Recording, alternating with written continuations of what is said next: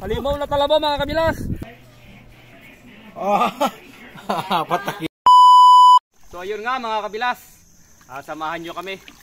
May nagpapasukat nga pala sa amin kung gaano kalaki yung pinakang malaking giant talaba. At mga kabilas, kung talagang may giant talaba, mayroong mas halimaw na talaba mga kabilas. Papakita namin sa inyo. Tapos yung nagpapasukat mga kabilas, ito may metrohin natin mga kabilas kung paano talaga kahaba. Oo, may metrohin natin mga kabilas, papakita namin sa inyo.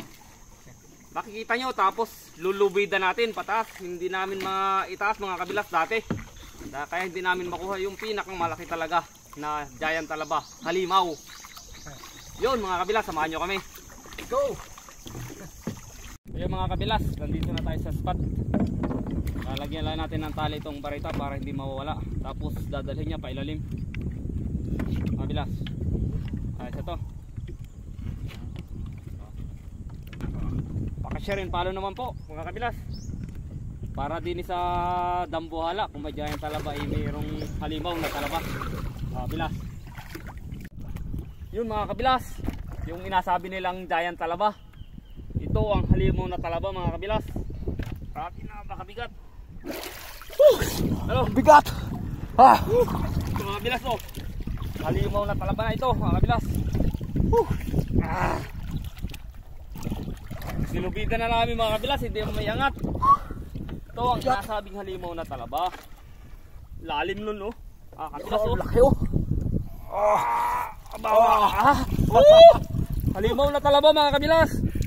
Giant na talaba pa lang yung nakuha natin nakaraan. Ito, halimaw na. Bigat bilas. Halimaw na talaba mga kabilas. Grabe. Lalaki, lalapad, Sukatin natin bilas ito kung kano kahaba. Ito na isang piraso, gano'ng kalapad yan Mga kabilas, ito maliit lang. Ito yung giant. Piraso lang yan. Mga kabilas, Mati. ito giant talaba. Mati may isang piraso. Mga kabilas, susukatin natin isang maliit. 1 feet mga kabilas, 1 feet yung isa. Ay ito, grabe mga kabilas, pakita natin sa inyo mga kabilas. 1 feet din, pero napakataba niya mga kabilas. 10 inches 14 inches, lampas ng 1 feet mga kabilas. Laki, grabe. Tara. At ayun, ay pagka-uwi sa bahay, ano gagawin? Dikikiluhin.